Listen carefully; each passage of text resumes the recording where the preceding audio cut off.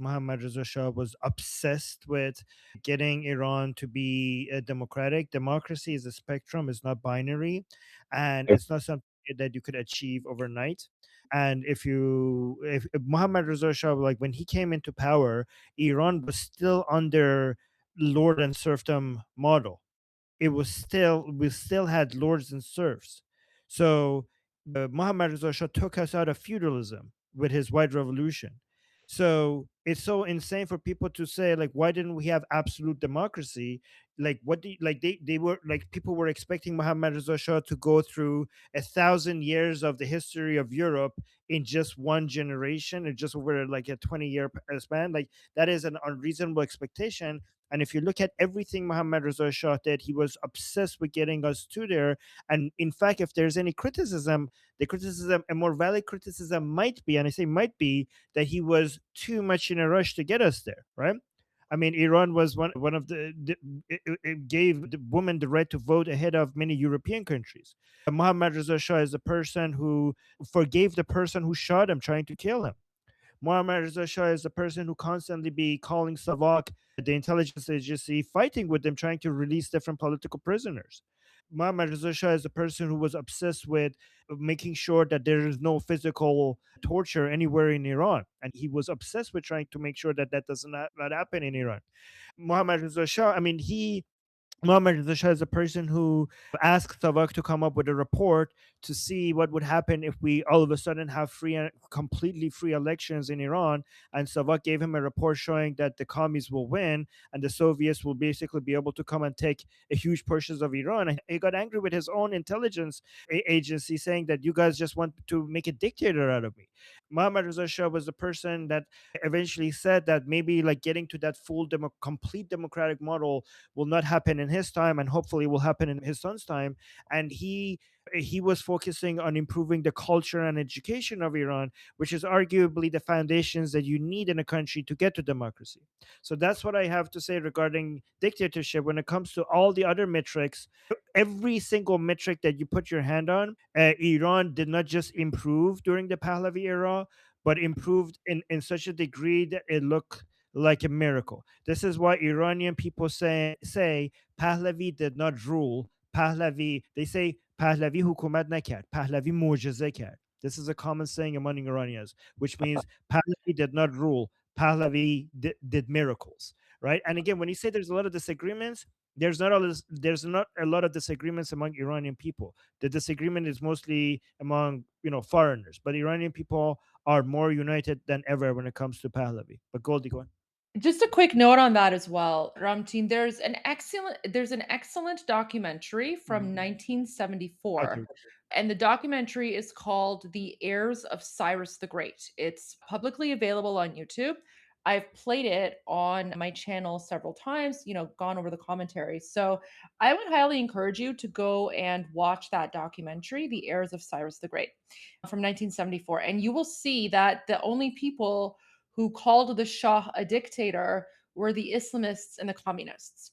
The Islamists called the Shah a dictator because in 1963, the Shah of Iran gave women the right to vote, and the clergy, the Muslim clergy, said that this was problematic because, according to Islam, women should not have the right to vote. The Shah of Iran also, let me finish, please. The Shah of Iran also banned child marriage, which of course in Islam, that children can get married. So because the Shah of Iran made education mandatory, not just for boys but for girls, and he banned marriage up until the age of 18, the Muslim clergy accused him of being a dictator because he didn't respect their religion.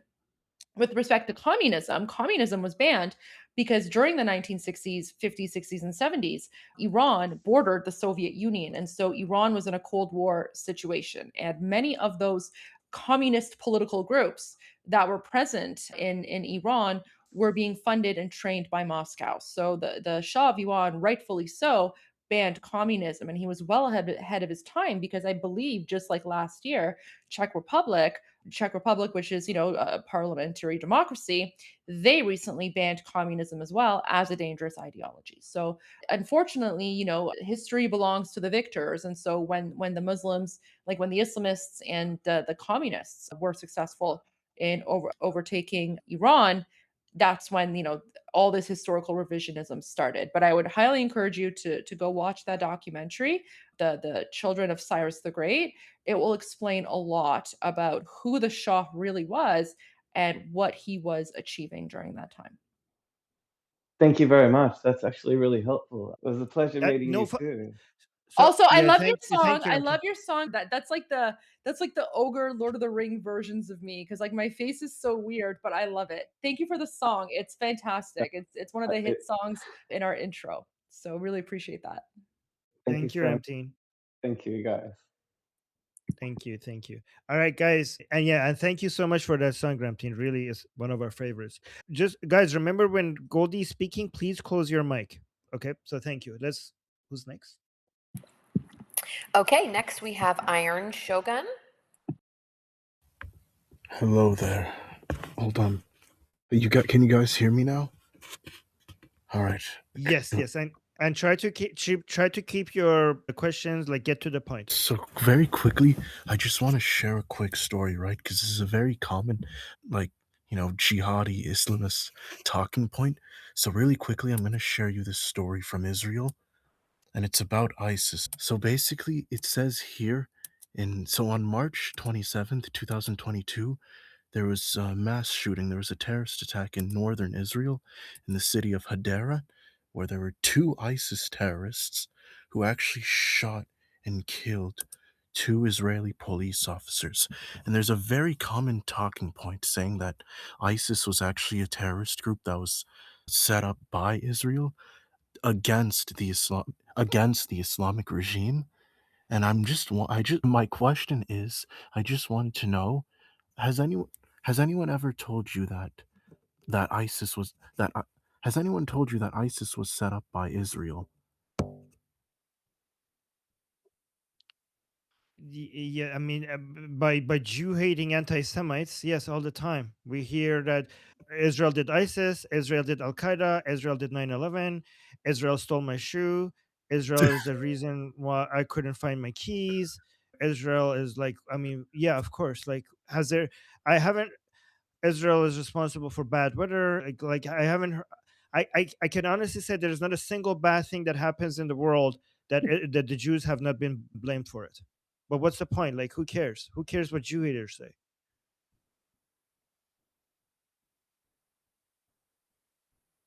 Yeah. All right. So yes, I've heard that's the answer. All right, let's move. Unless Gordon wants to add anything to that, like, I mean, why would anybody take this seriously? This is the most insane like claim ever. Why would anybody? It's just so low IQ claim that I don't even know if it's worthy of a response. Okay, let's go to the next, I guess. Thank you. Next we have Junior.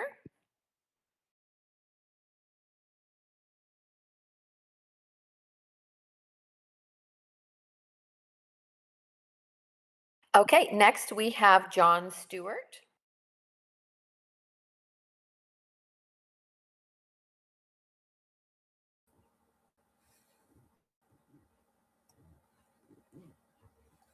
John Stewart, are you with us? Okay, John one. Oh, there we go.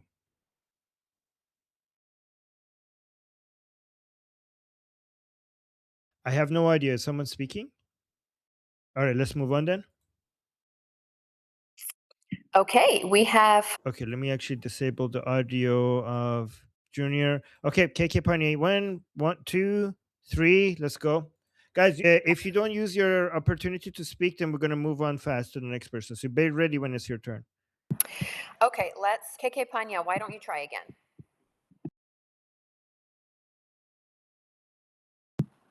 You'll have to unmute yourself on your end, but you should be allowed now. All right, just one, two, let's just move on. Okay, Soraya.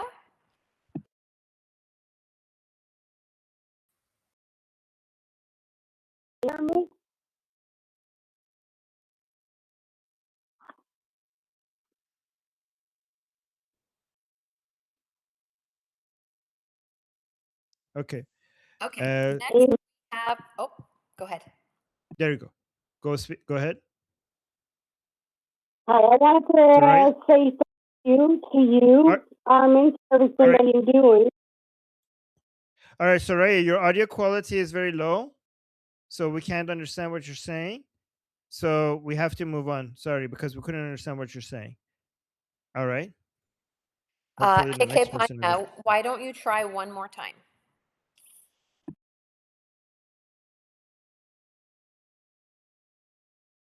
All right. Let's move on then. Jeffrey? Hey, Goldie, Jeff. nice to see you. Great to have you here. As you know, the battle of the narratives is crucial regarding overall efforts to liberate Iran from the Mullah regime that's illegally occupied Iran since 1979. Indeed, you and Armin do such a good job of being combatant commanders in the battle of the narratives. Concurrently, the Mullah regime has ramped up its disinformation campaign to undermine perceptions of legitimacy of His Highness Prince Reza Pahlavi within the broader goal of eroding national will regarding critical efforts like the moves to have His Highness Prince Reza Pahlavi officially recognized as the head of the transition government in exile. So, given the significance of the battle of the narratives, I have three quick questions. One, what are the key common thematic elements you see being leveraged by the Mullah regime's soft power proxies? Two, how effective has been pre-bunking lines of disinformation, specifically the Red Green Alliance's attempt at revisionistic history to morally flatten the Shah versus the Red Black Alliance? And three, what specific lines of effort can members of the broader diaspora that supports Iranian resistance play in anchoring the news cycle as well as minimizing issue fatigue and amplifying Iranian resistance's inside Iran's message of their support for His Highness Prince Reza Pahlavi? Well, thank you so much for the questions. Let's go through them one by one. So, could you please repeat the first question? Sure thing. So, question number one is, what are the key and or common thematic elements you and or Armin have seen being leveraged by the Mullah regime's soft power proxy? So, think chunky yogurt, think members of the Red Green Yeah. Alliance. So the key like things that they put out is, oh, the Shah, he's like an Israeli puppet or an American puppet. He has no legitimacy. No one supports him. That's already been completely disproven. And that narrative is long gone. And, unfortunately, we Iranians, we had to disprove that narrative with the blood of our people. Over 90,000 Iranians have been murdered. And I think that's why in the Pierce Morgan, episode yesterday, Chunky Yogurt didn't even go after the Shah anymore. Whereas a month ago, he was trying to attack the Shah, accuse him of being an Israeli puppet or whatever. So yesterday, he didn't even mention King Reza Pahlavi because he knows that that argument is done. So that's already done. And whatever narrative that the Islamic regime has tried to throw against the Shah of Iran has been destroyed. And one of the very good indications of that as well is I would refer you to the Munich conference with Christian Amanpour and how she tried to attack the Shah of Iran. That didn't work. And then afterwards, when Senator Lindsey Graham came on, Senator Lindsey Graham, even though he was with a bunch of leftists and the leftists were talking, Senator Lindsey Graham was even like looking at them. And then on top of that, there was also Steve Witkoff, which I spoke about this in the live stream a few days ago. And I said the fact that Steve Witkoff is now coming out and saying that President Trump wanted him to confirm that the United States administration have met with King Reza Pahlavi, that in and of itself is indication that everyone already knows who the legitimate transitional leader is. So there is literally nothing that the Islamic regime or their supporters can say or do at this point to attack the legitimacy of the king. They will try, they will continue to try, but it's pointless at this point. So I'm going to move on to the third one. What specific lines of effort can members of the broader diaspora that supports Iranian resistance play in both anchoring the news cycle so we can minimize issue fatigue and, more importantly, to the point you mentioned, amplify Iranian resistance inside Iran's messages of their support for His Highness? I guess I call him King Reza Pahlavi now. I usually call him Prince, so I don't know if I should call him King or Prince. That's You fine. know, Some people call him Prince, some people call him King. Totally I up to wouldn't you. want to be disrespectful. No, no, no. Prince is completely fine. Armin calls him the prince. I call him the king. That's, it's freedom of speech. So to answer your question, the best way to support and amplify would be to make sure that you're following his accounts on X and Instagram, not just his main account, but also the comms account. And then, one of the best ways to support is to, share, retweet, repost everything that he posts, not just on his main account, but also the comms account, because the comms account has a lot of extra additional information. So, those are very, very good ways.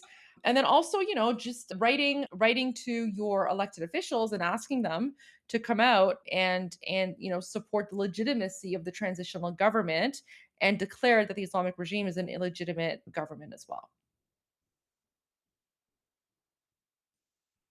I don't know, Armin, if you have anything you'd like to add to that. That was just so perfect. I'm not going to add anything to it. I'm just going to allow more You're people just to saying that continue. because you're enjoying having a break here and you're making me talk all the time now. I see. I see what's going I, on, Armin. if you want to take a break, I could No, just not at handle the all. No, rest. listen, I'm enjoying this. This is not Okay. tiresome for me. Like I could talk about Okay. Iran all day long. So I'm actually really Okay. enjoying. You know what? Maybe I'll just have to like take over your discussion group and I'll just claim it for myself. Who knows, right? I, Just I'm say. pretty sure I'm pretty sure everybody loves that idea here. So I don't know. Please do. Okay. Okay. Yeah.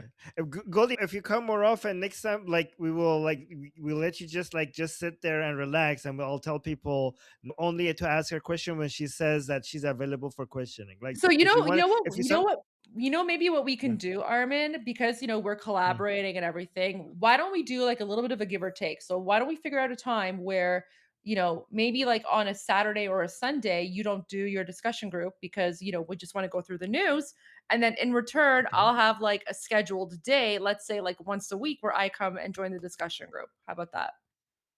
Perfect. Teamwork, Amazing. Love that teamwork. deal. Oh my god. All Yes. right, Okay. Fantastic. let's do that. Oh my god. That's the best deal ever. Okay. Oh my god. All right. Everyone is here is happy. Okay, who's next? Okay, we have Cat Lady up next. Okay, can you hear me? Because I'm not sure. Okay, good. So first of all, Goldie, I love you, and I'm sure you hear it all the time that you have such a Jewish name. I was absolutely not even considering that you're not Jewish. Like Goldie, who calls themselves like I have a sister, Goldie. It's like Honestly, it's a nickname. Like people just started calling me Goldie when I was 13 because my real name is Golsa. But in high school, like people just started calling me Goldie and it just stuck. So that's just been my nickname this entire time. It has nothing to do with like anything. But what's really weird is that now, like all these like crazy Jewish conspiracy theorists, they're like, oh, she must be Mossad because her name is Goldie. And meanwhile, it's like, no, it's literally just my high school friends started calling me Goldie and it just stuck. that's funny. Well, Yeah. the full name is Golda in Hebrew, but yeah, wow, that's great. Does it have any meaning? I'm sorry for like this. Golsa, so Golsa means like a flower. Although I tell my parents they should have named me Kharsa because I'm more like a thorn in the side of the Islamic regime. Love it. And okay, my point was just when I started listening, I heard you talked about Gadi Taub, maybe talking about Persian nationalism. I want to make sure one point if I didn't understood. Is it Gadi Taub or Mike Duran, which is an American Christian? Who said it? I just want to know.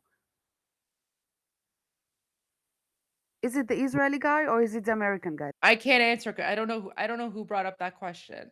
Oh, it was a question. I didn't understand it. So, oh, okay. So never Okay, okay. mind. That's it. All right. Thank you. That's what I wanted. Thank you. By the way, for people who want to raise their hand, if you're new here, there's a smiley button at the bottom of your screen, and if you click on that, then you could just by clicking on it, like raise your hand like this. That's how you get added to the list. Okay. And thank you, BT, for everything. By the way, this would not be possible without BT. So thank you. You would manage, I'm sure. If I didn't see the side chat, but please, if you know the answer to Cat Lady's question, please tag her in the side and let her know. Also, in regard to the hand raising button, we cut that off in about 23 minutes, give or take. That way we have enough time to get through the full list. So get your hand up if you need to do so, and that way I don't have to cut it off later. Next, we have a question from the chat. As a Pakistani, I'm interested to know, do you know the Shah of Iran, Reza Pahlavi, at one point proposed a joint currency agreement between Pakistan and Iran? When Iran is free, Do you see any room for collaboration between a free Iran and Pakistan?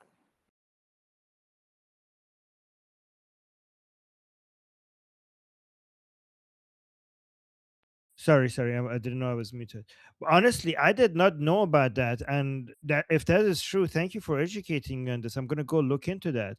So that is very interesting. Thank you for letting me know. No, I did not know. But regards to the future, I really do think that a free, secular, democratic Iran is going to be a major positive influence to all countries in the region. I do think that obviously Prince Reza Pahlavi, his focus and his team's focus is to try to maintain a positive relationship with all the countries in the region. It's going to be difficult with Afghanistan, with the Taliban, and I think we might have some conflict with the Taliban, which is a challenge that we have to deal with. With Pakistan, there's a challenge and there's an opportunity here, right? Because the main challenge with Pakistan in the future is going to be the terrorist groups inside Pakistan, right? Especially Islamic and separatist groups that will try to come and attack Iran and then go back to Pakistan as a place for to basically be safe from the attack of the Iran's Artesh, Iran's army at that time, right? So there's an opportunity to collaborate with the Pakistani government to secure the Iran Pakistan border. So, and there's a challenge because if the collaboration is not successful, and the Iran might have the future Iranian government might be concerned regarding Pakistan's government not being able to do enough to maintain stability across the border of Pakistan and Iran, because Pakistan's government, like a lot of people say, Pakistan is moving and closer to a failed state, and there's so many different terrorist groups and separatist groups who are basically not being responded to by the army in Pakistan as much as they should be.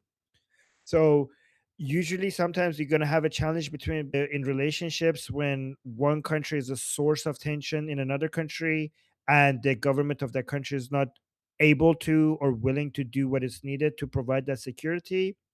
However, so that's something that we need to be managing in the future. When it comes to the people, though, I think there's a lot of opportunity here.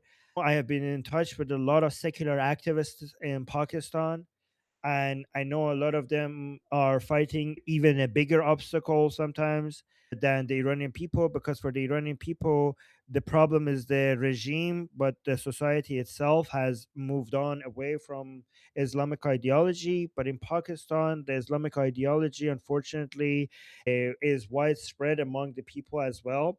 So, for the secular activists in Pakistan to be able to liberate their country, they're dealing with an obstacle that is going to take decades to overcome. But I think the Iranian people liberating themselves and secularism growing inside Iran is going to provide momentum to the youth in Pakistan. In the same way that the Islamic Republic coming into power caused Pakistan's fall into more Islamism. All of the madrasas and mosques in Pakistan after the 1979 revolution was built in response to the Islamic Republic by Saudi Arabia, and a lot of the problems we're dealing in Pakistan is caused by the Islamic Republic. I think in the same way, Iran becoming a secular democracy will provide a lot of momentum and motivation and inspiration to the secular activists, and we are going to turn Iran into a base of operations for democracy. I mean, we the people, I'm not talking about the government, we the people are going to do a lot of activism when it comes to spreading democracy and secularism in the entire region. Again, this is not the government thing, this is the people. And I think that's going to have a huge positive influence on countries like Pakistan and eventually Afghanistan as well. We need to create those bridges. All right. Jeffrey, I saw the hand up. Are you looking to be on the list, or do you have something for now? Yeah, go ahead.